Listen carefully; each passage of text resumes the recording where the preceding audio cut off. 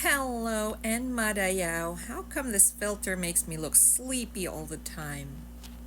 I don't look like me at all, but whatever. Anyways, I'm here to talk to you about scams happening right now. Whether AI is the one talking to you, I don't know, or an actual human scammer person behind the cell phone. So here's the thing. So you better tell your grandparents, aunties, uncles, neighbors, church friends, church elders about this. Um, you know how everybody's data is already for sale and already in the hands of, you know, people out there. And I'm not joking. I'm not joking. If you don't read the fine lines, and I know most of you don't, it's there that they can use your data for training. Who's training? The training of the scammers. Whether it is internally being sold or sold externally by an unknown person or if the institution knows, I'm just telling you, everybody's data is out there.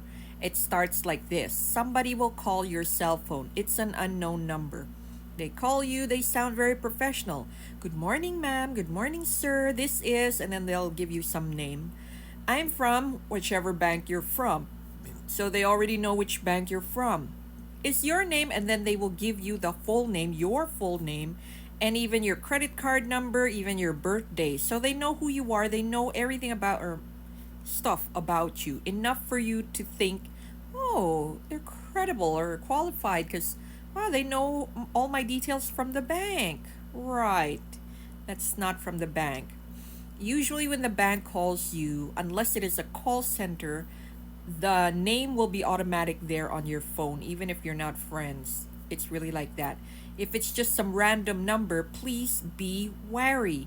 You don't know if that's really from the bank, random call center, or random scammer. Here's what I do. Me. Okay, so ring, ring, ring. Hello, is this full legal name? I don't say yes. Don't say yes over scammer phone. You know, they might use that yes to use it for something else. I'm from the Philippines, so what I do is to make sure that I'm not speaking to an AI because AI still cannot speak full Tagalog, and if they do, you'll know they don't pronounce it very well. So what I'll say is not yes. I'll say sino po sila? And then if somebody replies, then you'll know it's human. And then they say, oh, I'm from whatever bank you're from. Ano po yun? Is your credit card number blah blah blah blah blah blah blah. Even if it is your credit card number, don't say yes, don't confirm it, just say bakit po? And then they will ask you things like or tell you things like, did you purchase ito, it's quite an amount. And then of course you will deny like, hey, I did not know. So you get panic like, oh my gosh, somebody's charging my credit card. No, I did not. And then so okay, see, yeah, we will strike that off your bill, but I need you to confirm blah blah blah blah blah. Hold that thought. If they're just gonna say, okay, if it's not you, this is noted, ma'am, we will take that off, and that's that. Because credit card companies have called me on that because perhaps it's my first time to buy in that site. It flags the system that I bought something from ChatGPT. I paid for ChatGPT service, so my credit card company actually called me and asked, "Did you charge for ChatGPT?" And I said yes. And then somebody hacked my card, and a different card, by the way. And they said, "Hi, did you charge for TikTok Shop?" And I said, "No, no, I don't use my credit card for TikTok Shop." And then nobody will ask for your one-time pin. That's the important thing. Even the banks will not charge or ask you for one-time pin. So if they say, "Ma'am, we're gonna send a one-time pin on your phone. Please tell me what that number is." Do not give that number. Do not. That's a scammer trying to charge your phone, period, or trying to charge your actual card. Do not give them that one-time pin. If there are one-time pin happening, it's gonna go through the app.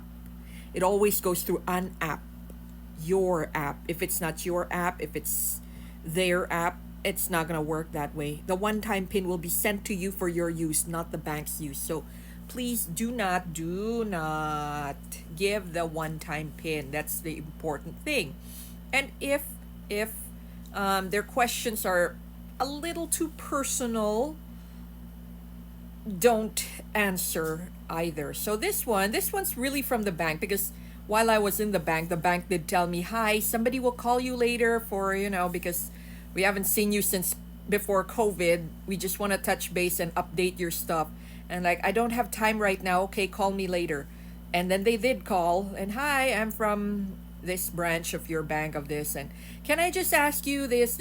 I'm like, "Okay." And then suddenly I just felt, I don't know if there was her, the branch manager, or what. The questions tended a little too personal that I was not comfortable with. So I told her, "Are you supposed to be asking me these things? Yeah, you can ask me where the source of my income is, like, not, oh, for this source of your income, how much do you make? It's like, uh, around, so you give an around this much." And, and then she asks very specific things that it really made me like, "Why are you asking these things? Are you supposed to be asking these things?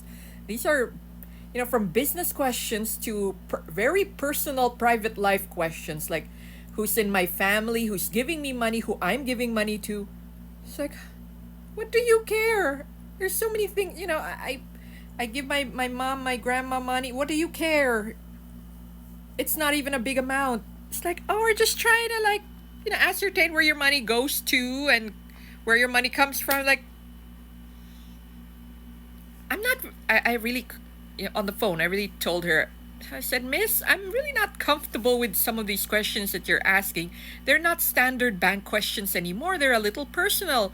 And she's like, "Ay, ganun, ma'am. Ay, hindi, ito lang kasi," well, she was tasked to ask those questions. So I said, "Can I call you back or something? Because I'm really not very comfortable with this. I'm going to ask a friend of mine who's an admin or a branch manager from a different bank, but same bank, different branch." So, anyways, I called and texted people from banks from different branches and asked, "Hey, this person from this branch asked me these questions. Is that allowed?" So I get varied answer from one assistant bank manager. She said, "Yeah, we've added those things, random questions, things like those. But you don't have to answer them if you're really uncomfortable." Like, "Yes, I'm very uncomfortable. These are very specific questions, and it's just a little weird for a bank to ask."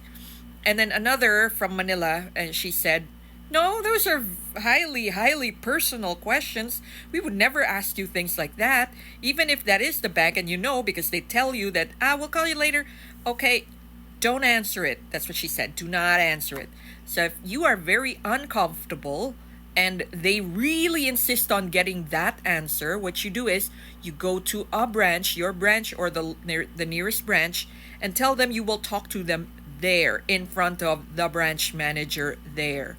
Okay, because if that really is from the bank and there really is asking you very personal questions, it would be nice to have a trace, which is you are in the bank. There's CCTV and all that there, okay? And the branch manager would be aware that there's somebody from the bank asking you these questions. Now, if you think a scammer is on the phone, so rule number 1, don't say yes. Rule number 2, try to speak in your mother tongue just to confirm it's not AI. Throw in random weird expressions if it's AI, because AI still doesn't get some of those, so that would be good. And please do not give one-time PIN. So I hope this really helps you guys, because it's getting prevalent out there, especially when times are hard. There will be more and more scammers out there, and they have your details, whether you like it or not. Bye, everybody. Madayaw and shalom.